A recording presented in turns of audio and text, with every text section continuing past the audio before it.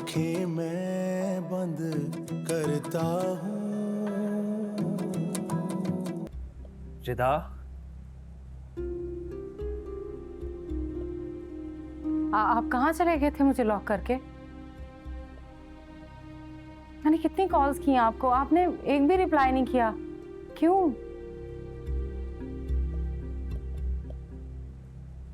दरवाजा इसलिए लॉक किया था कि किसी को शक ना हो जाए, और कॉल्स इसलिए नहीं अटेंड कर सका कि तुम जानती हो काजी का इंतजाम कर रहा था। काजी? कहाँ है काजी? हम निकाह कब करेंगे? रिदा, तुम शक कर रही हो मुझ पर?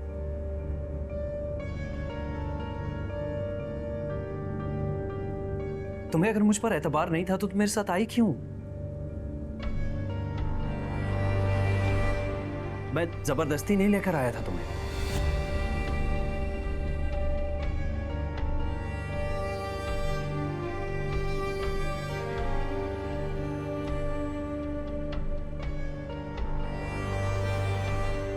देखो रिदा, मैं कोशिश कर रहा हूं। इस तरह के मामलात में बहुत मुश्किलात होती हैं। ना तुम्हारा कोई सरपरस्त है, ना मेरा कोई सरपरस्त है, और ऊपर से निकाह के लिए जितने पैसों की जरूरत है वो मेरे पास नहीं है।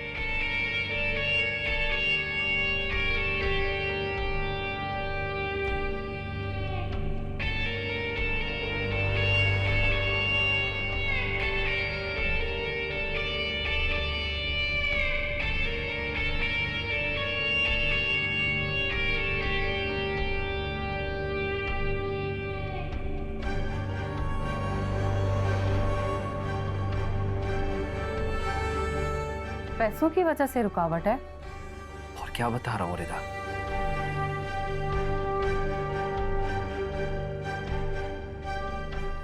क्या करूं? हाँ, ज्वेलरी बेचने के लिए दे देती हूँ।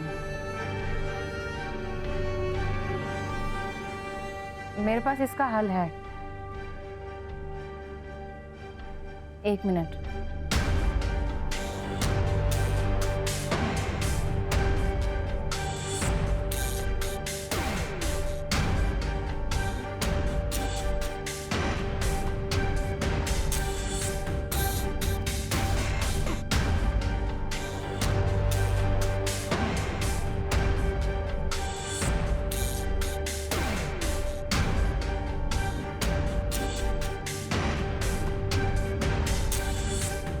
ये ले सलमान, इसे बेचकर फौरन काजी का इंतजाम करें।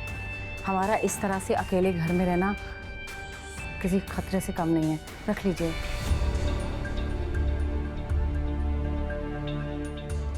मगर रिदा, मैं ये तुमसे कैसे ले सकता हूं? सलमान की गैरत को ये गवारा नहीं है। सलमान, आप बात को समझने की कोशिश करें। हर वक्त दिल को एक धड़का सा लगा रहता है, खौफ रहता है। इस वक्त आपका मेरा कुछ अलग अलग नहीं है, हम दोनों का एक ही है। रख लीजिए।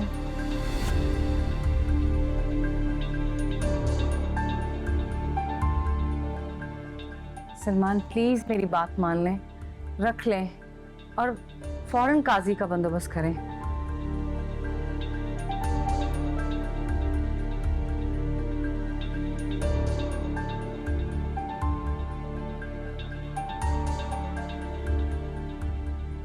ठीक है रिदा,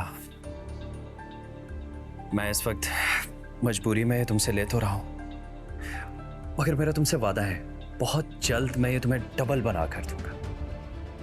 मुझे चाहे 2-2 नौकरियां क्यों ना करनी पड़े, मैं तुम्हें खुश रखने के लिए कुछ भी करूंगा।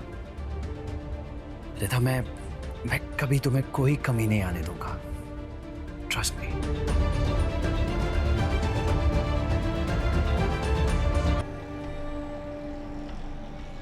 आप दिन में 50 बार ये जुमला बोलते हैं, हम कोशिश कर रहे हैं, हम कोशिश कर रहे हैं। आपको अंदाजा भी हम पर क्या गुजर रही है? मैं जानता हूं वो अपनी मर्जी से गई है, इसीलिए आपसे मदद मांग रहा हूं। आप कुछ भी करके उन दोनों को ढूंढ निकालें, जितना जल्दी कर सकते हैं करें। शहीर, तुम इतना हाइपर होकर खुद को अजियत क्यों दे रहे हो? ना तुम खा रहे हो, ना सो रहे हो, ना ऑफिस जा रहे हो। उन्होंने जो करना था उन्होंने कर लिया है। तुम इस तरह गुस्सा करके, जज्बाती होकर सिर्फ अपने लिए मुश्किलें खड़ी कर रहे हो। तुम्हें रिदा आपी के अलावा कुछ नजर ही नहीं आ रहा है। शहीर, कल को तुम उनकी जान भी ले लेते हो ना, तुम्हारी कोई भी इज्जत वापस नहीं आएगी।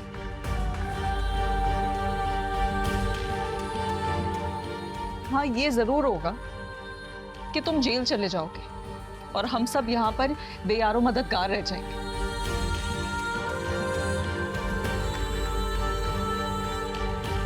प्लीज शहीर, संभालो खुद को। तुम इतनी आसानी से हिम्मत नहीं हार सकते हो। हम सबको तुम्हारी जरूरत है। देखो, हम सब ने मिलकर ही ये सब मुश्किल वक्त काटना है ना। और अभी तो हमें सारा के ससुराल वालों को फेस करना है, उनसे बात करनी है। ये बहुत परेशान है शहीर, ये सब तुम्हें ही संभालना है।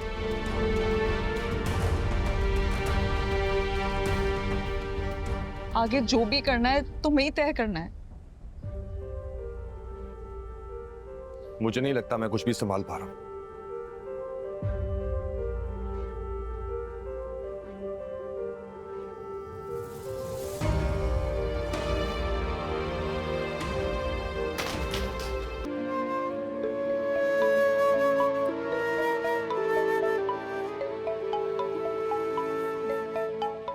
खाला, फोन उठाएं।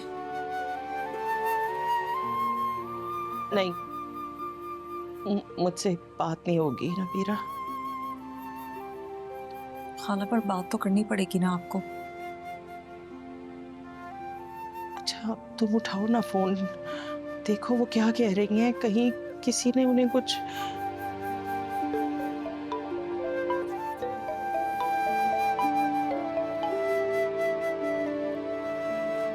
हेलो, अस्सलाम वालेकुम दानिया आंटी, कैसी हैं आप? वालेकुम अस्सलाम बेटा। शुक्र है तुमने मेरा फोन तो उठाया। कब से फोन कर रही हूँ, फाकरा बहन मेरा फोन ही नहीं उठा रही। अच्छा खैर, मुझे तुमसे ये कहना था कि रिदा और जो है ना सारा को तैयार करवा दो। हम उनको लेने आ रहे हैं शॉपिंग के लिए। अब देखो ना, शादी में कितने कम दिन रह गए हैं और अभी तक दुल्हनों के जोड़े ही नहीं हुए।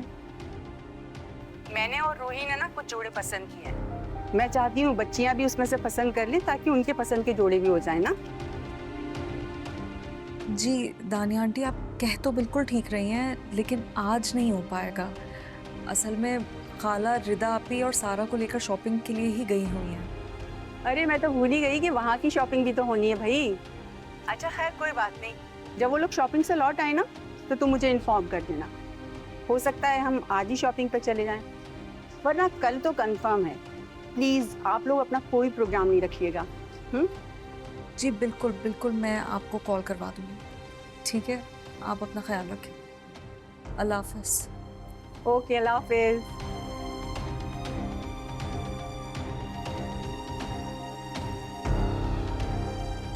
क्या हुआ?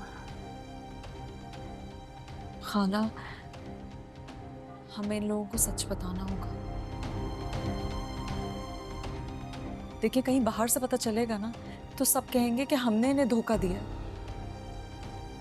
सब सच बता दिया तो सब खत्म हो जाएगा नबीरा। खाला, हमारे पास कोई और हल भी तो नहीं है ना। आप मुझे खुद बताएं, शादी में कुछ ही दिन रहते हैं, हम कब तक टालेंगे इस बात को?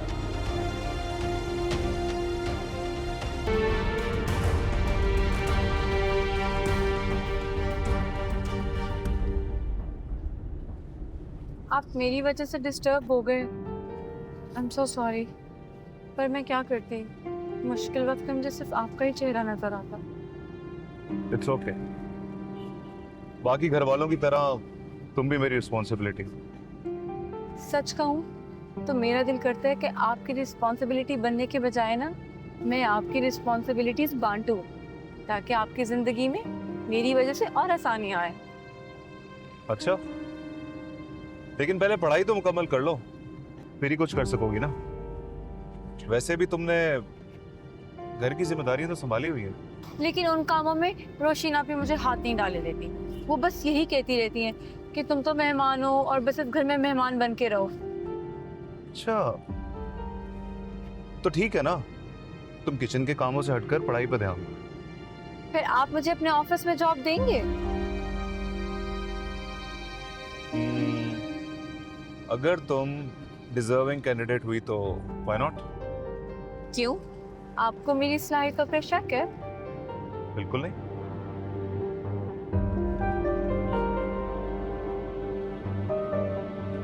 नासिर भाई, आपको पता है आज क्या हुआ?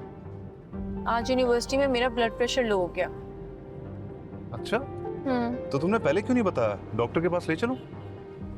नहीं नहीं, आप ना बस मुझे रफ एंड टफ ही रहने दें, काम का केयर की आदत पड़ जाएगी। एक काम करें, मुझे जूस पिला दे। तुम जूस भी पी लो और उसके साथ साथ केयर की आदत भी डालो। देखो, हर इंसान को केयर की जरूरत होती है। हाँ, लेकिन एक शर्त पे। कैसी शर्त? फिर आप भी मुझे अपनी केयर करने देंगे, क्योंकि मुझे उधार रखना बिल्कुल भी पसंद नहीं है। ठीक है, डन। आपको पता है आप हंसते हुए कितने अच्छे लगते हैं, और आपकी हंसी की आवाज वो और भी खूबसूरत है, दिल मोह लेने वाली। मुझे लगता है कि आज वफा लिटरेचर की क्लास लेकर आई है। मैं तो सच कह रही हूँ, आपको यकीन नहीं आ रहा? नहीं, बिल्कुल है, बिल्कुल।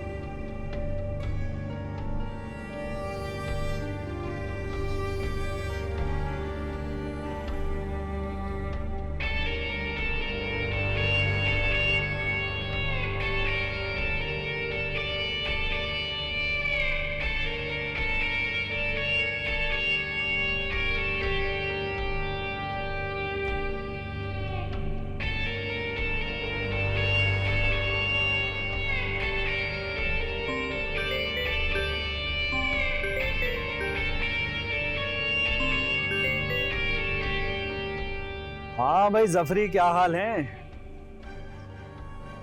मैं बिल्कुल मजे में, बल्कि मैं सोच रहा था कि अकेले मजे में मजा कहाँ, यारों की संगत होनी चाहिए भाई। अरे फिक्र ना कर भाई, सारा खर्चा मेरे ऊपर, 5 स्टार होटल में लेके जाऊंगा। ऐश करेंगे भाई मिलकर। ऐश के दिन है, ऐश के दिन।